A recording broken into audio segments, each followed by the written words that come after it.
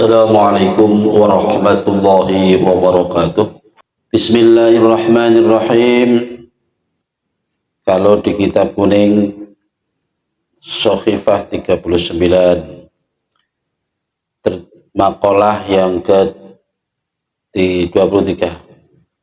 Bismillahirrahmanirrahim. Wal maqalatus salisatu wal ishruna. Adapun makalah yang ke-23, salisatun itu yang ketiga, wal isruna lan 20. Iku kola ngendika musdawuh sapa Umaru Sayyidina Umar radhiyallahu anhu. Salam. Allah. Dawi Sayyidina Umar, ra'aitu jami'al akhillai falam ara khalilan afdala min khifdil lisan. Ra'aitu ningali sapa ingsun jami'al akhillai ing sekabehane pira-pira kekasih, ayil asdiqa tegese pira-pira kanca. Iki nek ning tafsire asdiqa. Falam ara mongko ora ningali sun khalilan ing kekasih, ing kanca sing akrab banget. Afdhala kang luwih utama min khifdil lisani ketimbang saking ngreksa lisan.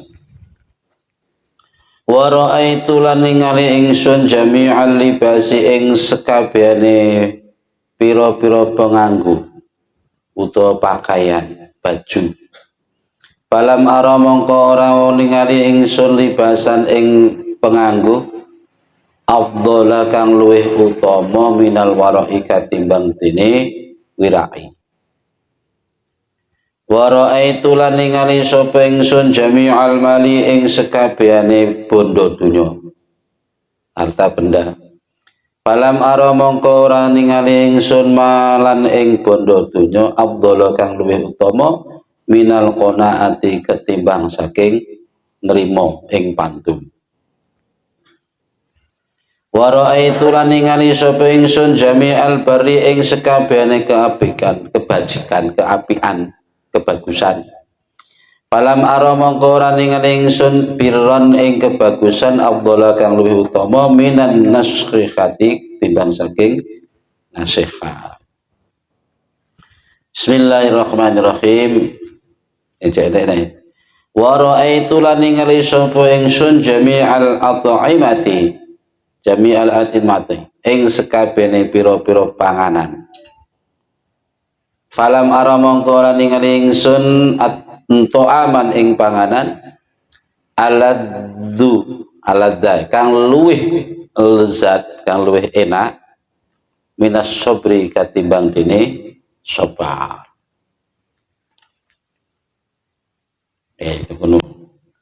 Bismillahirrahmanirrahim. Makalah yang ke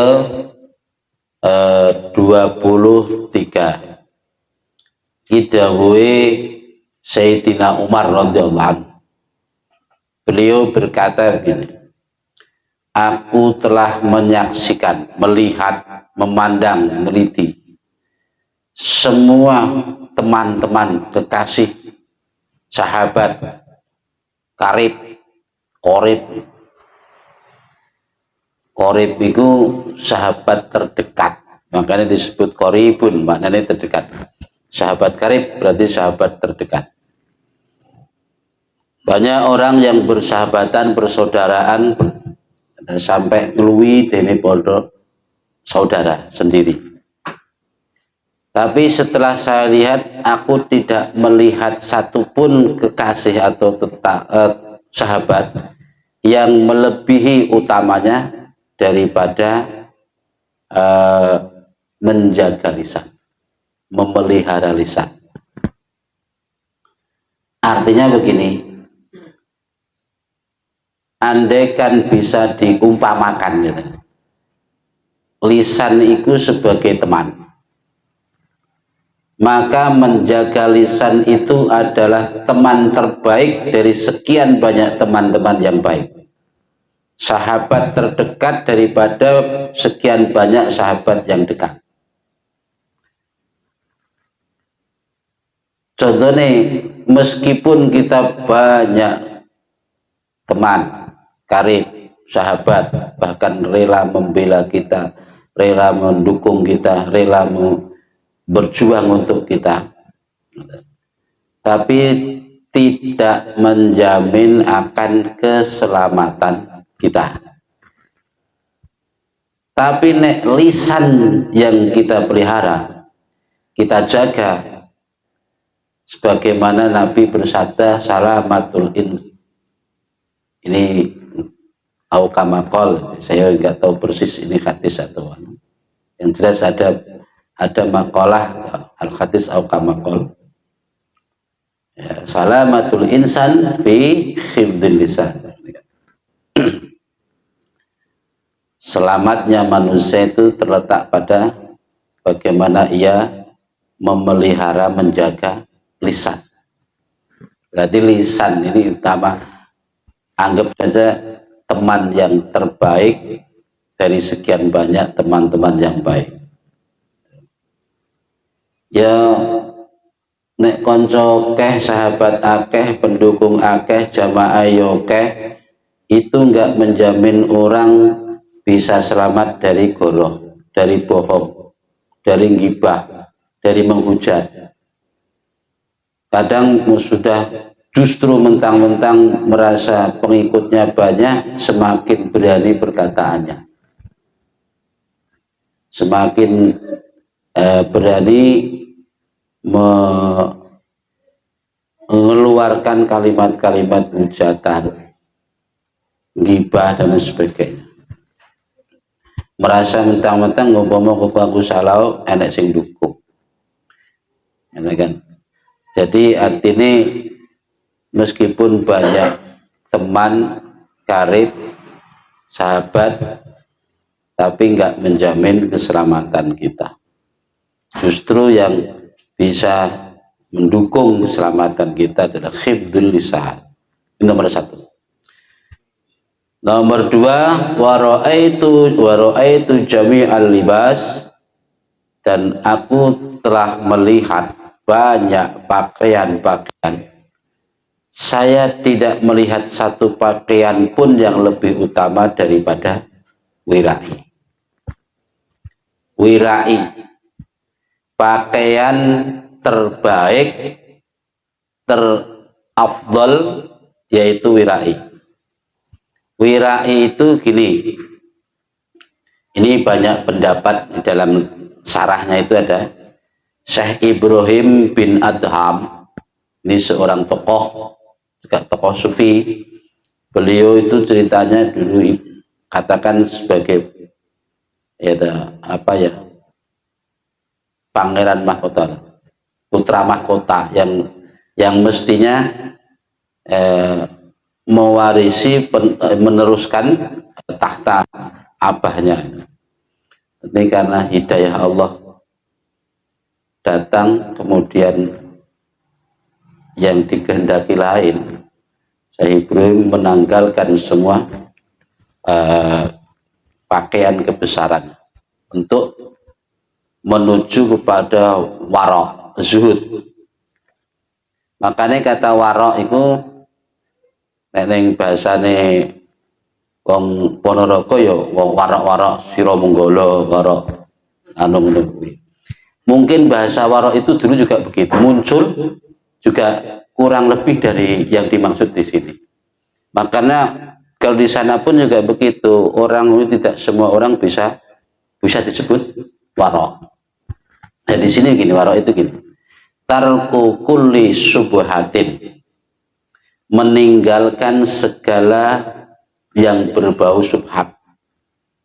Pokoknya perkara subhat yang tidak jelas, subhat itu disebut halal belum jelas hukumnya, disebut haram juga belum jelas haramnya, ya, itu hal-hal yang subhat saja dihindari. Apalagi yang nyata-nyata haram, malah lebih dihindari lagi. Orang yang sudah mencapai makom warok ini biasanya hal yang dibolehkan saja ia mulai kurangi. Makan, minum, tidur yang normalnya dibolehkan itu saja dikurangi. Apalagi yang subhat, lebih-lebih yang haram. Di mata orang seperti ini hukum makruh aja dianggap haram. Karena maksudnya orang kok diputusi haram enggak, bagi dirinya dianggap haram. Termasuk andaikan melakukan dosa kecil itu pun sudah dianggapnya sebagai dosa besar. Itu wong wirai. Nah, pakaian-pakaian sekian banyak yang mahal, yang bagus, yang ngetren, yang lagi viral sekarang, nggak menjamin pemiliknya jadi mulia.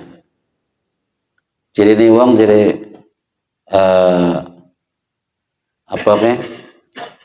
ajine raga teko busana, ajine raga teko busana. Dan yang dimaksud di sini ya sing dimaksud busana-busana dhahiriyah kuwi. Wong iku nek pakaiane apik kan yo kelihatan regane mundhak to. Maksudnya wong gandeng tibake pakaiane jemprang-jampring kan yo menurunkan harga. Iku secara dhahir.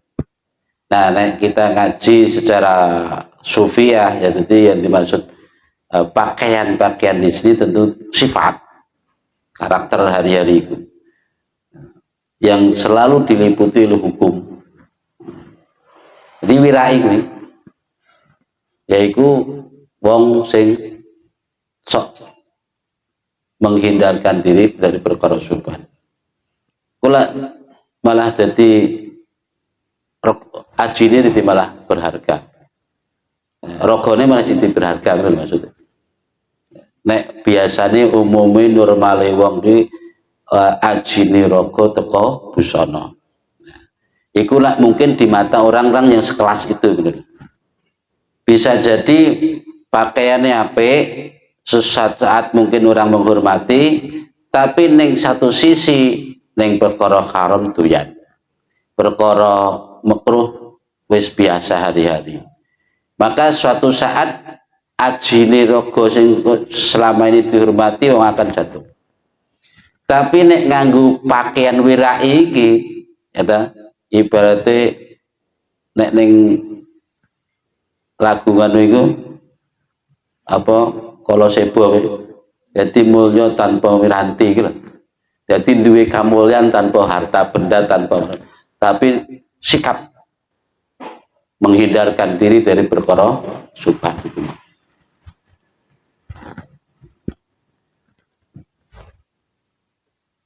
Amma tarku mala yang fa'uka fahuwa tarkul fudolat. Sedangkan menurut Bah Imam Ibrahim Imam Ibn Adham ya. Amma tarku malan yang fa'uka mala yang fa'uka fahuwa tarkul fudolat. Sedangkan wirai dalam hal meninggalkan hal-hal yang tidak bermanfaat, yaitu menghindarkan diri dari hal-hal yang berlebihan. Apa saja segala sesuatu yang berlebihan itu akibatnya nggak baik. Mangan kah, minum kah, bersikap saja kalau berlebihan juga nggak baik. Gitu. Terus di sini ditambahi mana dawuh Kanjeng Nabi. Kalau ini nyantok hadis. Qala Rasulullah sallallahu alaihi wasallam li Abi Hurairah, kepada Abu Hurairah. Jadi Nabi bersabda pada saat itu yang dihadapi Abu Hurairah. Kun wara'an takun a'abadan nas. Dawuh Kanjeng Nabi. Jadilah kamu orang yang wirai, niscaya engkau jadi orang paling taat ibadah, paling banyak ibadahnya. Wong nek wis wirai, pokoknya orang-orang yang ahli ibadah sing ora wirai kalah kabeh. Jadi menghindarkan perkara haram, subhat, itu juga melebihi daripada ibadah. Kita bekerja niat mencari perkara halal agar tidak terjerumus kepada keharaman, lebih daripada ibadah. Ya itu ibadah yang sungguhnya begitu. Seperti itu. Jadi kun wara'an takun a'badan nas. Jadilah kamu orang yang wirai betul. Kita memelihara diri dari perkara subhat, maka engkau jadi orang paling ahli ibadah. Dawuh Kanjeng Nabi ning Abu Hurairah. Yang kedua, pesan nomor 3 ya. Wa ra'aitu jami'al mali falam ara malan afdhalu minal qanaah. Kata Sayyidina Umar, aku telah melihat banyak harta benda. Orang yang kaya-kaya yang telah mengumpulkan harta benda itu banyak. Tapi aku tidak melihat satupun harta benda yang melebihi utamanya daripada qanaah. Qanaah ki nrimo ing pantu. Masih ada dunia wakeh tapi gak nrimo. Gak duwe rasa lapang. Ya cek sempit. Tapi yang ngono nek kanggone kita ini ya qanaah iku cek wangel. Mbak ngono ki ya tetep dipelajari. Aja kok terus diskat ngono. Lah kula tingkatane wong dhuwur. Sing ngaji iki kita. Jadi hati supaya terisi. Mari kita buka. Hati ini dibuka supaya terisi. Aja kok terus lah ngaji iki aku kok kelase wong tuwek-tuwek iki. Ngene iki berarti kan nutup hati sehingga keterangan itu yang mental. Ya. Jadi qanaah iku nrimo ing pandum. Memang bahasane sederhana ngono tapi lakonane angel. Tapi mbak no angel ngono ya tetep kudu dipelajari. Buktine Gusti Allah iki ngongkon awak dhewe mrene dikon ngaji. Iku berarti kan ono maksud. Awak dhewe disirami arep dikei isi ngono. Jadi Sayyidina Umar ngendikane begitu. Aku telah menyaksikan melihat banyak harta, tapi tidak ada satupun harta yang melebihi utamanya daripada qanaah. Yaiku nrimo ing pantu. Iku angel. Carane nrimo pantu beda ngene lho ngene. Ngene nrimo pantu ngene. Ya iku ora angen-angen perkara sing ora enek, gitu, dan merasa cukup terhadap apa yang ada. Gitu. Sing ora enek ra perlu diangen-angen, nek iso sing enek kuwi sing disyukuri. Iku qanaah jenenge. Coba iso pramu dhewe. Makanya kemarin saya sampaikan ya, kalau kita mau keluar rasa syukurnya, perlu diucai memang. Sesuatu itu perlu ibaratnya dipereteli dulu. Untuk mensyukuri sepotong atau ya sepotong tempe di depan kita saat kita makan.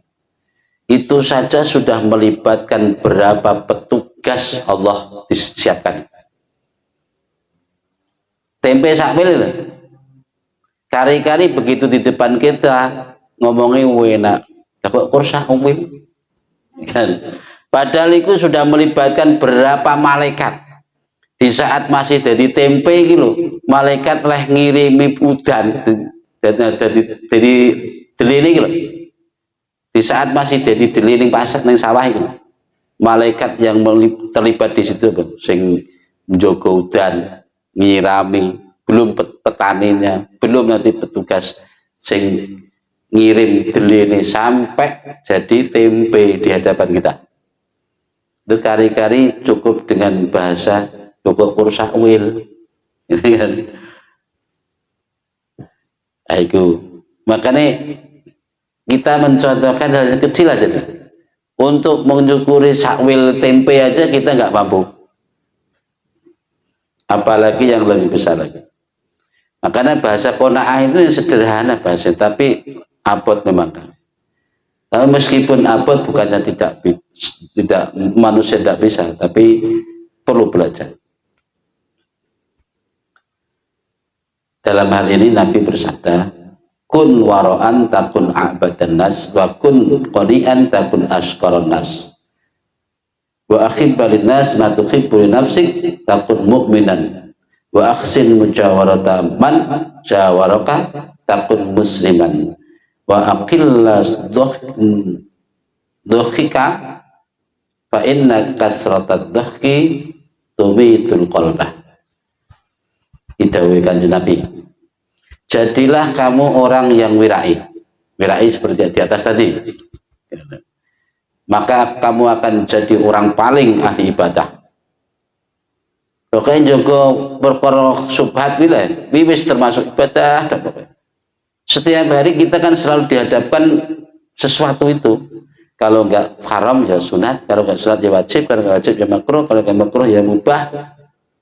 Nah, selalu dihadapkan itu, entah itu bentuk makanan, pekerjaan, ucapan, kan begitu.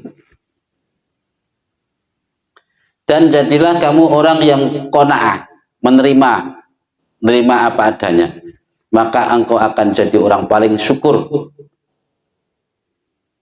Jadi orang paling syukur. Jadi untuk mencapai syukur, sikap qanaah itu aja sudah cukup. Nrimo ing pandum. Terus wa akhibban linnas, cintailah sesama manusia sebagaimana engkau mencintai dirimu. Jadi nyenengi sesama iku dipadakne nyenengi awake dhewe.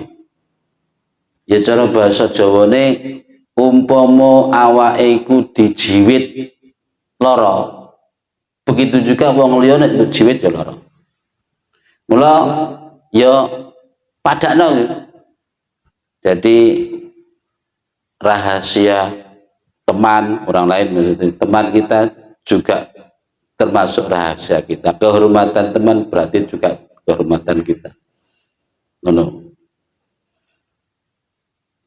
Harta teman termasuk harta kita. Tapi jangan langsung bablas mana istri teman kok termasuk istri kita. Repot nek ngono. Artinya ada batas-batas tertentu. Karena apa? Nabi bersabda, kalau kita bisa menata sifat seperti itu, mencintai sesama sebagaimana kita mencintai diri sendiri, maka akan jadi orang paling mukmin yang sejati. Wa ahsin mujawarata man jawaraka, dan perbaikilah hubungan bertetangga yang dekat. Memperbaiki hubungan sesama tetangga, orang-orang yang dekat. Jawara itu orang yang paling dekat dengan kita, maka engkau akan selamat. Takun musliman, maka engkau jadi orang muslim. Artinya muslim ya selamat. Wa aqillat dhihka fa inna kasratad dhihka tubitul qalba. Kurangi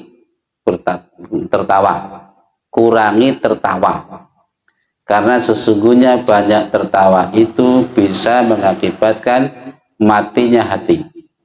Hati bisa mati. Ada yang mengatakan hati bisa keras. Ya, nek keras berarti menunjukkan hati mati. Nah, artinya hati iku nek keras, iku biasanya nasihat mental, ilmu nggak kerasan di situ. Hak nur nggak bisa masuk situ. Karena apa? Ya keras itu kan. Ibarat mati ya. Seperti butanya mata masih tidak seberapa dibanding dengan hati yang buta. Kalau mata yang buta, mungkin orang masih bisa berupaya. Rupane wong ini mesti gak jelasnya gak ngerti, tapi orang bisa mengenal melalui suara. Orang buta mungkin nggak bisa berjalan dengan sebagaimana orang yang nggak buta. Tapi setidaknya dia bisa meraba-meraba, bisa mengenal jalan yang sehari-hari dilalui. Artinya butanya mata tidak seberapa. Tapi kalau sudah butanya hati, wes itu lebih bahaya daripada buta mata. Bukan nggak bukannya nggak kenal lagi suara, bukan lagi nggak mengenal jalan yang dilalui. Ya. Meskipun kenal pun diterjang. Ada nih, iku nek buta mata, butane hati.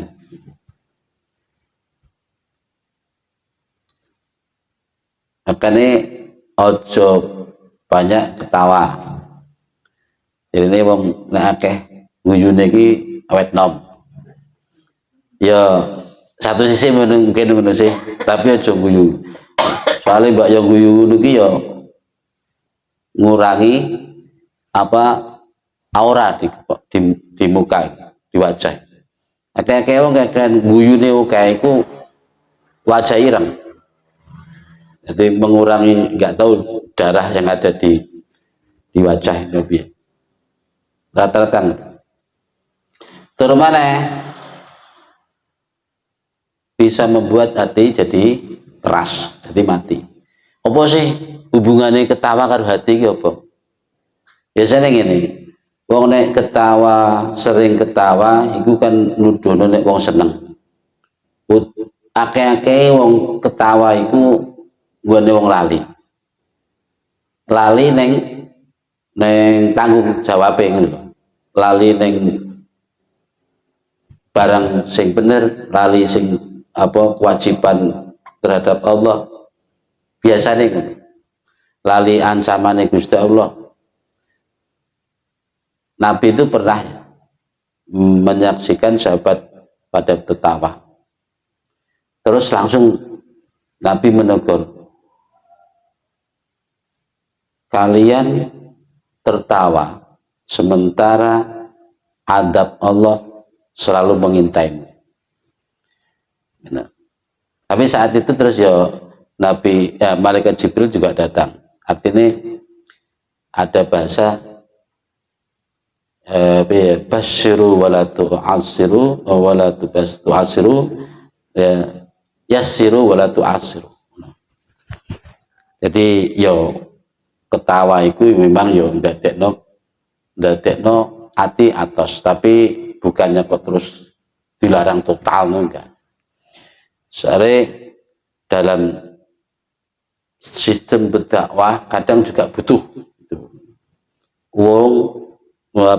metode berdakwah itu perlu basyiru wala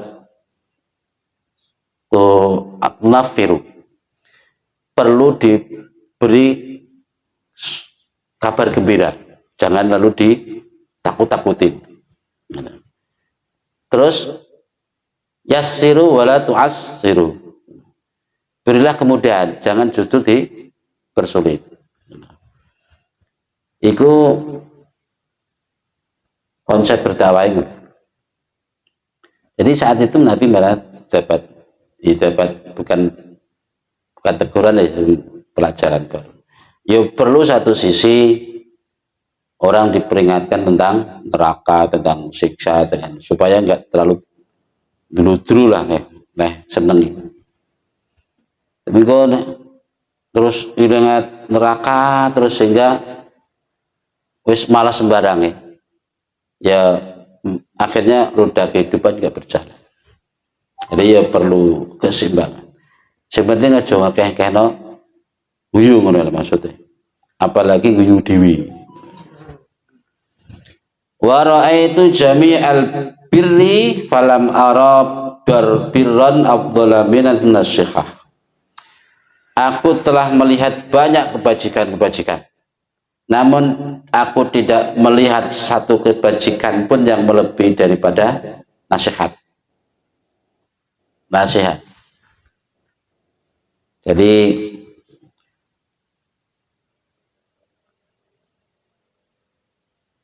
minan nuskiyah udah nasihat. Ai sidqi fil amal, artinya serius dalam beramal. Wal birru nau'ani silatun wa ma'rufun. Fasilatu tabarru'a bi badlil mal bi jihadil mahmudah. Jadi Sayyidina Umar ngendikan, aku sudah banyak menyaksikan kebaikan-kebaikan, entah itu dalam bentuk amalan, perbuatan, ucapan, dalam bentuk sedekah, bacaan, zikir, apa saja, menolong orang, berbakti kepada orang tua, macam-macam lah kebajikan-kebajikan. Dari sekian banyak kebajikan, ternyata nggak ada yang melebihi utamanya daripada nasihat. Nasihat itu penting. Ad-dinu nasihah. Agama ya nasihat. Makanya saling nasihat. Wa tawasau bil haqqi wa tawasau bis sabr. Saling menasihati dalam hal kesabaran, dalam hal ketaatan. Saling ini. Nabi Kanjeng Nabi ini, jubilatil qulubu ala khulqi man ahsana ilaiha wa bughdu man asa ilaiha. Nasihat ini kan memberi kebaikan. Nah, hati itu biasa cenderung menyukai orang yang berbuat baik kepadanya. Tidak peduli itu siapa, diakui atau tidak, begitu ada orang berbuat baik kepada kita, entah itu ngasih uang, entah itu menolong kita dalam hal yang lain, pokoknya berbuat baiklah, atau bahkan mungkin sikap kepada kita baik, maka dengan sendirinya hati itu tersandra oleh kebaikan itu. Diakui atau tidak, hati akan tersandra sendiri. Iku sudah karakternya, jubilat itu dan karakteraken, dibikin begitu. Jubilat dan watekaken opo al qulubu biro-biro hati ala kubbiman ing atase demen wong aksanakan gawe bagus sapa man ilahi marangku. Ngene ide Kanjeng Nabi. Begitu juga sebaliknya, dan membenci orang yang berbuat jahat kepadanya. Gak pandang sapa wae, bahkan mungkin orang tuanya kalau dia merasa dijahati, entah itu dalam bentuk apa saja, ucapannya, perilakunya, perbuatannya, maka dalam hatiku tetap duweni rasa kebencian. Dan nek hatiku donge lagi seneng, entah, maka kadangkala apa saja yang diminta oleh sing disenengi akan dituruti. Atau sebaliknya, hati itu kalau sudah benci, apa saja yang diperbuat si sing dibenci ini, maka akan disalahkan. Meskipun dia berlaku benar. Biasanya hati kan sudah begitu, kayak membabi buta. Nah, karena BP tetap butuh keseimbangan ilmu. Makanya enek hakim atau orang atau mungkin kita sendiri dalam pikiran, seorang yang akan memutuskan suatu perkara tidak boleh terbawa oleh suasana hati. Suasana sing terlalu hati ini terlalu seneng. Nanti begitu masalah sing ape diputuskan serius ki sebetulnya. Sekali ini dikit gampang. Alah des, anggapan beres. Mergo suasana hati lagi seneng. Tapi di saat suasana hati lagi rumpuk, apalagi lagi membenci orang, perkara mesti ini sepele aja, akan jadi berat dan serius kalau dibawa oleh suasana hati. Benar. Makanya ya kudu netral ketika di saat memutuskan sesuatu. Termasuk kita yang jangan sampai rasa senang kita kepada seseorang membuat kita tidak adil dalam memutuskan sesuatu. Wong iku kadung disuwenengi. Jadi ngelakoni salah barang kita betulkan. Kita benarkan. Nah, itu kan sudah membabi buta. Hatinya sudah tersandra oleh rasa kecintaan. Ya makanya yang ngono mau karo Gusti Kanjeng Nabi kan dikei rahasia nek pengen mengikat seseorang, hati seseorang. Ya berbuatlah baik. Soalnya hatiku ngono mau dikei watet mencintai kepada orang yang berbuat baik dan membenci kepada orang yang berbuat jahat. Itu bisa. Ini ya perlu diterapno iki. Tapi ini Al-Qur'an ngono kaya. Jadi engkau tidak akan bisa meraih hati mereka dengan hartamu. Tapi engkau bisa meraih dengan akhlakmu. Dengan perilaku baikmu. Bismillahirrahmanirrahim. Ya, sing dimaksud baik di sini ini lebih diklarifikasi mana? Nah, wa fil berri lan iku tetep ing dalam kebaikan ridon nas ono ridone menungso. Wa fit taqwa lan iku ing dalam takwa ridho Allah taala ono ridone Gusti Allah taala. Wa man jama'a bainahuma faqad tamat sa'adatu. Dan barang siapa yang mampu ya, yang telah mengumpulkan dua-duanya, maksudnya dua-duanya itu ya duwe kebaikan ya duwe takwa. Kebaikan itu artinya kebaikan terhadap sesama, karo menungso apik, karo Gusti Allah takwa. Ya wis sempurna wifaqat tamat sa'adatu, maka dia akan maka sempurna sudah kebahagiaannya. Wa ammat ni'matuhu, dan sungguh telah merata nikmatnya, nikmat sing terhadap sesama, nikmat sing hubungane karo Gusti Allah. Ngono iku nek kata-kata birun nganggo bahasa biro, maknanya ya baik, bagus, biro itu. Nah sekarang wal ma'rufu nau'ani, ma'ruf itu juga ada dua. Ma'ruf itu kan baik juga tak? Artinya kan baik, amar ma'ruf ini, perintah kepada kebajikan. Kata birun maknanya ya baik, ma'rufun juga baik, khairun juga baik, hasanun juga baik. Cuma empat kalimat ini penggunaannya beda. Podo-podo apik, tapi ada tempatnya penggunaannya. Koyok ini kata hasanun. Hasanun maknanya kan apik, bagus. Tapi apik dalam hal apa? Ada dalam hal fisik. Contohnya dawe zaitun hasanul wajhi. Zaid raine apik banget ganteng. Nah, jenis hasanun di sini adalah yang dimaksud bentuk fisik, posternya. No. Dari ma'ruf, dari kata arufa, dari kata ma'ruf itu ya maknanya apik, artinya bagus. Dalam arti bagus secara umum, karena kata ma'ruf itu dari pangkal kata arufa, urfa. Arufa biasa dikatakan pengadatan, kebiasaan. Artinya perilaku atau tindakan sing menurut umum itu dinilai apik, itu berarti ma'ruf. Benar? Dari sini diterangkan wal ma'rufu nau'ani, sedangkan kebajikan dalam pandangan umum menurut wong akeh apik, tapi berarti pengadatan umum apik ya jadi ma'ruf. Iku ada dua, qaulun wa amalun.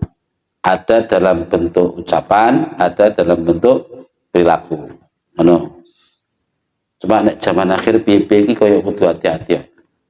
Barang sing bener-bener biyen niku disebut tabu, saiki ora tabu maneh menurut pandangan umum, wis malah jadi ma'ruf kabeh.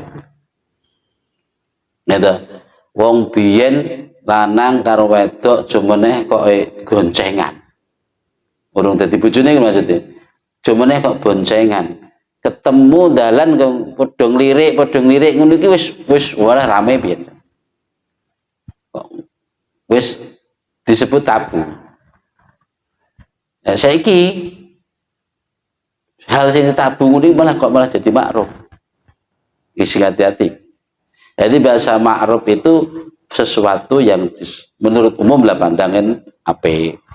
Karena dari kata arufa maknanya pengadatan, urfan.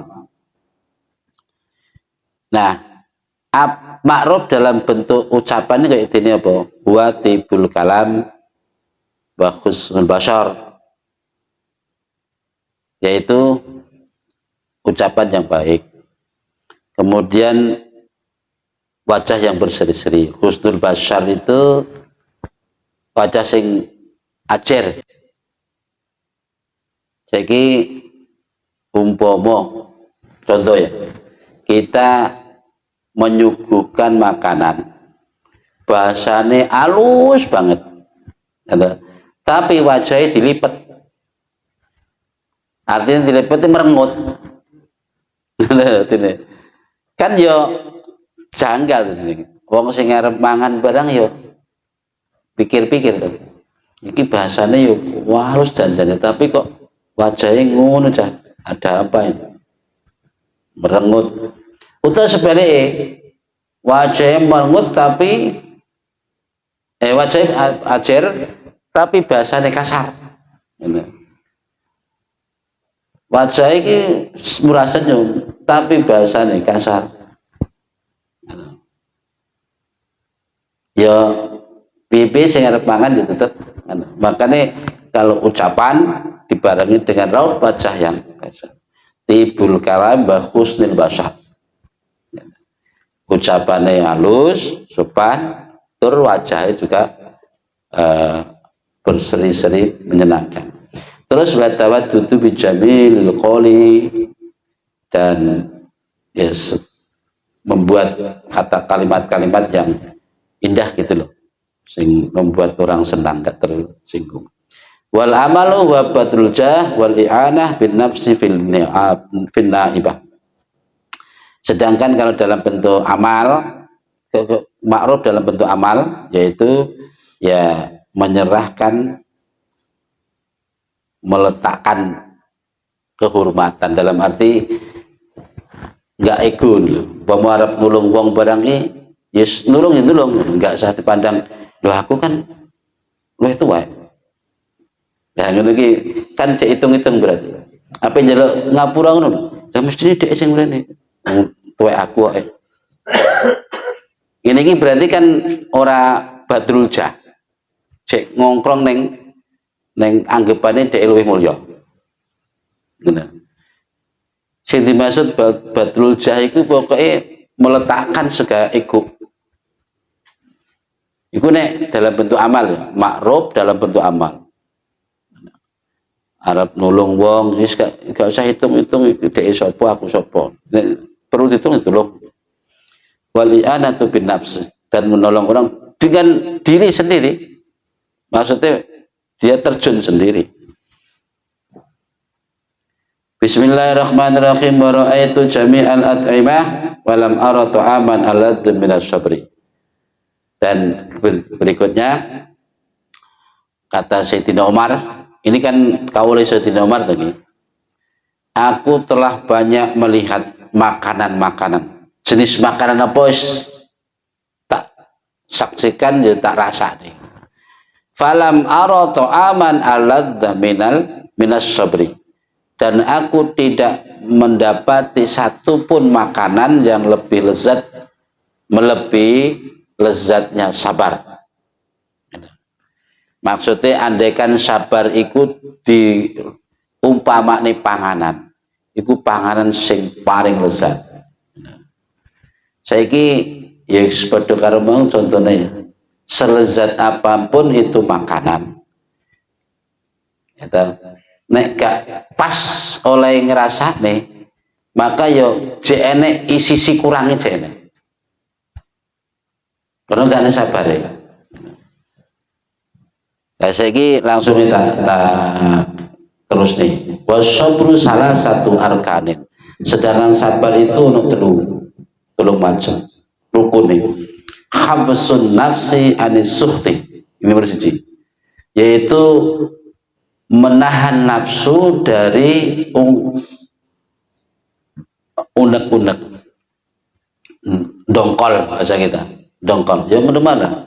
Kalau kita melihat satu potong tempe aja di depan kita, nek dibarengi hati yang lapang, kronologinya memandang itu kok ngono mau.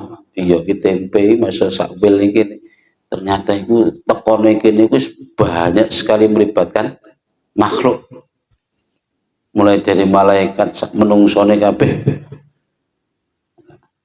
akhirnya muncul syukure. Tapi nek sing keluar unek-uneke ya ngono mau. Jadi rukun sobar sing nomor siji hafdun nafsi anis suhti. Hifsun ya, hifsun. Artinya menahan, ngeker nafsu songko unek-unek, gerutu, dongkol. Nek enek dongkol berarti sabar urung menurukun.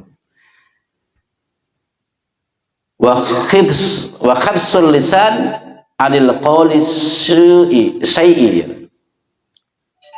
dan menahan lisan ucapan dari ucapan-ucapan yang sedih. Atine nafsune ditahan, direda, terus lisane sementara juga ditahan, nggak ngucap apa-apa, lu sabar. Wa habsul jawarih an nahwi latamin wa syaqi jaybin wa syiyakhin wa taswidi wajhin wa wad'i nahwi turabin ila akhirih, dan seterusnya. Sedangkan anggota badan ini rukun yang ketiga, rukunnya sabar. Jadi ya nafsune ditahan, lisane ya ditahan, terus anggota badan ya ditahan. Soalnya ini tiga-tiganya ini junudun, yaitu tentara ya, caranya prajurit, siap melangkah atau tidak siap melangkah. Sing nomor telu menahan anggota badan, ojo sampai bergerak atau bertindak. Bener nafsune ditahan, lisane juga ditahan, tapi anggota badan bergerak. Itu kayak ngono mau, tempenya langsung dibuang, disampai. Atau ketika kita menerima musibah, bukan soal makanan itu ya, mana ya, lisan tertahan, nggak ngomong apa-apa, nafsu juga tertahan, tapi anggota badan langsung bertindak. Kayak umpamanya kena musibah langsung